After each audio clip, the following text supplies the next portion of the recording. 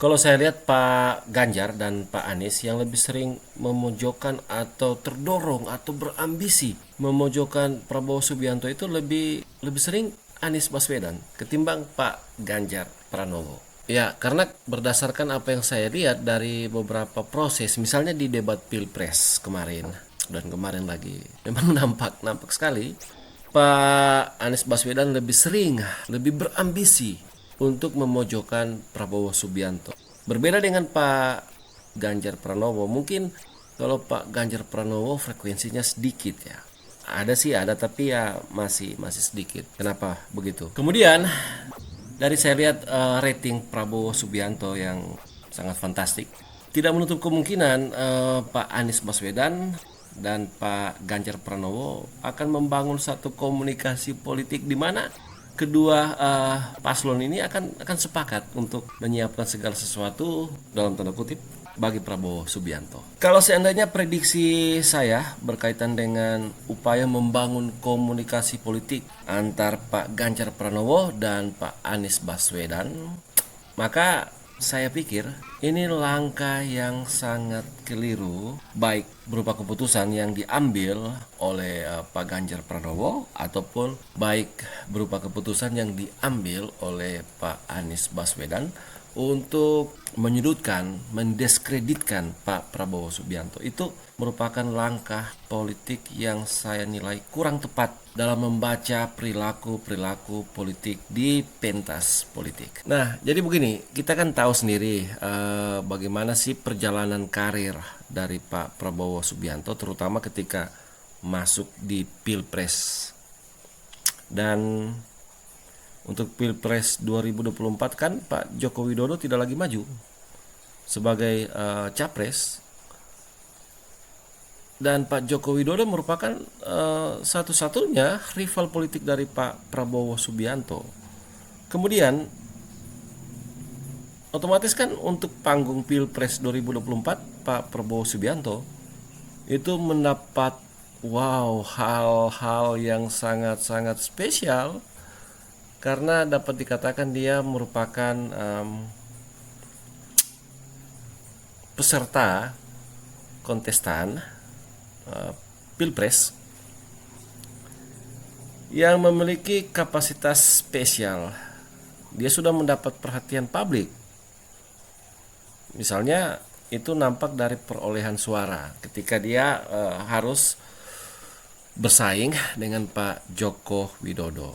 Nah, ini catatan utama. Artinya di sini, artinya yang pertama,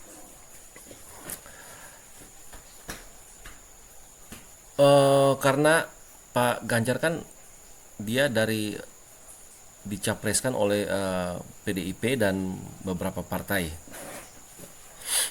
yang sepakat untuk bersama-sama mendukung Pak Ganjar Pranowo. Otomatis kan ini masa dari Pak Joko Widodo dulunya ketika beliau maju sebagai capres. Dan Pak Anies Baswedan sendiri otomatis di kubu dari Pak Anies Baswedan, otomatis kan bisa saja itu merupakan pendukung dari Pak Prabowo Subianto ketika lawan politiknya itu adalah Pak Joko Widodo. Ketika lawan politiknya kemarin itu Pak Joko Widodo pada Pilpres yang kemarin. Jadi bagaimana dengan pendukung-pendukung di Pak Ganjar Pranowo? Nah, ini dia. Jadi ketika Pak Gibran memutuskan untuk hijrah atau bersama-sama dengan Pak Prabowo Subianto, maka secara otomatis juga pendukung itu terpecah. Ada yang sebagian masuk kemudian mengikuti Pak Gibran bersama-sama dengan Pak Prabowo Subianto. Jadi terpecah. Kemudian ya ini yang harus dibaca lebih baik untuk melihat perilaku politik, dan tidak menutup kemungkinan sekali lagi masih ada ikatan emosional walaupun tidak terlalu banyak ya, misalnya di kubu, misalnya secara khusus di kubu Pak Anies Baswedan masih ada ikatan emosional pendukung Pak Prabowo sebelumnya pada Pilpres sebelumnya, itu masih terjalin dengan baik ikatan emosional. Jadi kalau seandainya dilakukan komunikasi politik dengan maksud untuk menyudutkan Pak Prabowo Subianto, saya pikir itu tidak bijak ya dalam memperhatikan perilaku politik kita. Bisa yang akan terjadi Pak Anies Baswedan menjadi korban dari komunikasi politik yang dibangun untuk melemahkan, dalam pengertian menyudutkan Pak Prabowo Subianto untuk mendapatkan simpati publik. Atau kemungkinan yang lain akan terjadi juga hal yang sama seperti di kubu Pak Ganjar Pranowo, akan terjadi hal yang sama. Karena ya kita tidak bisa mengingkari ada hubungan emosional juga. Pendukung Pak Joko Widodo itu akan selalu mengikuti kemana bayangan, dalam tanda kutip, bayangan figur dari seorang Joko Widodo, dan itu ya anaknya. Kita tidak bisa memperdebatkan itu. Sebagai contoh, kita sangat kagum dengan Ibu Megawati karena figur ayahnya yang berhasil dilembagakan pada diri Ibu Megawati dan juga pada PDIP.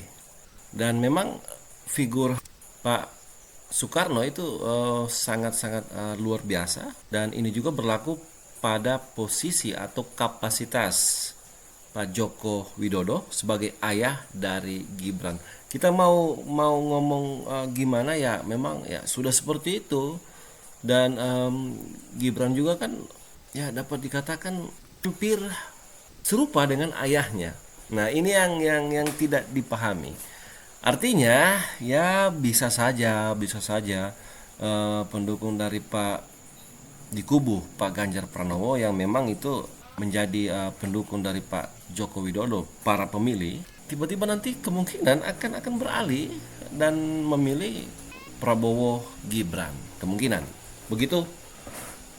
Juga yang akan terjadi di Pak Anies Baswedan, kubu dari Pak Anies Baswedan, pemilih-pemilih sebelumnya itu kan merupakan pendukung dari Pak Prabowo Subianto ketika dia berkompetisi dengan Pak Joko Widodo. Berkaitan dengan figur Joko Widodo, jadi kita tidak bisa ingkari, mau bagaimanapun juga kita harus akui bahwa terobosan berpolitik dari presiden kita Pak Joko Widodo dulu ketika beliau masih capres, kemudian calon gubernur, beliau memperkenalkan salah satu pendekatan politik yang tidak seperti biasanya, belusukan. Dan ini membangun citra politik yang luar biasa, bahkan menjadi parameter dari perpolitikan pilpres di luar Indonesia. Banyak negara-negara kagum kepada pendekatan yang dilakukan, pendekatan politik yang dilakukan oleh Joko Widodo. Dan mengenai figur seorang Joko Widodo, bagi saya itu hanya nampak atau terlihat cukup jelas pada dua paslon. Yang pertama, berkaitan dengan paslon Pak Prabowo dan Gibran. Nah, otomatis kan Gibran sebagai anaknya, saya tidak perlu lagi bahas lebih lanjut. Yang jelas, di mana-mana anak kandung akan mewakili karakter dari orang tuanya, baik menyangkut perilaku, cara pandangnya, cara dia bersikap, cara dia berkomunikasi, cara dia memperlakukan orang, itu nampak di anaknya. Jadi ya, mengenai figur Pak Joko Widodo itu melekat pada paslon Pak Prabowo dan Gibran. Dan yang kedua, ini nampak juga pada Pak Ganjar Pranowo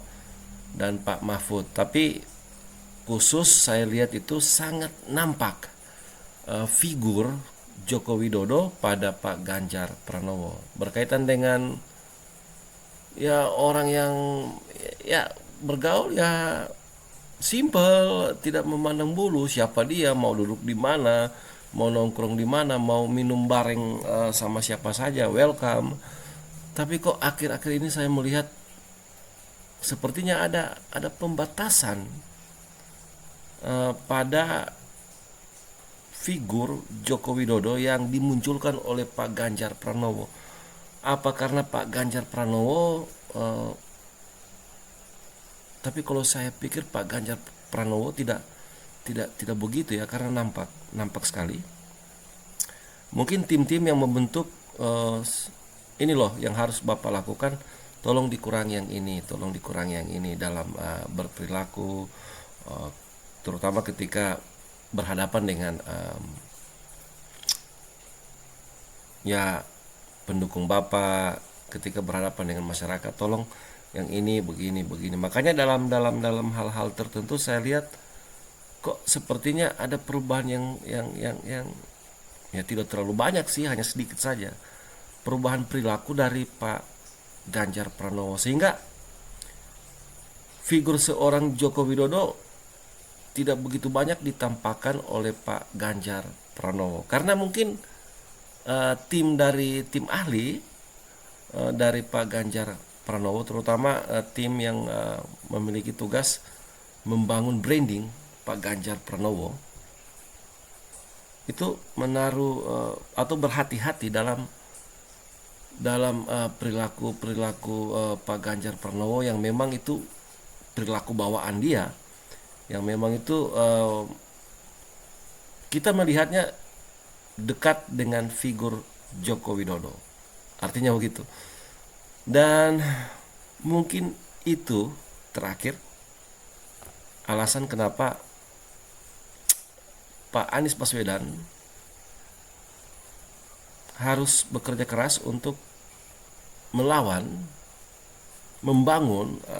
perlawanan politik dalam tanda kutip pada kompetisi Pilpres. Dan mungkin itu juga alasan kenapa harus menjalin hubungan lebih lanjut dengan paslon misalnya dari Pak Ganjar, dan sebaliknya Pak Ganjar menjalin hubungan komunikasi politik dengan Pak Anies Baswedan sebagai paslon di Pilpres 2024. Mungkin hanya seperti itu, kalaupun ada ditambahkan silakan ditambahkan. Dan akhir kata, saya hanya inginkan setiap paslon untuk bisa memberikan sesuatu yang penting bagi kita ketika kita menonton, ketika kita mempelajari perilaku di pentas perpolitikan. Kan tidak elit juga, tidak elit bagi saya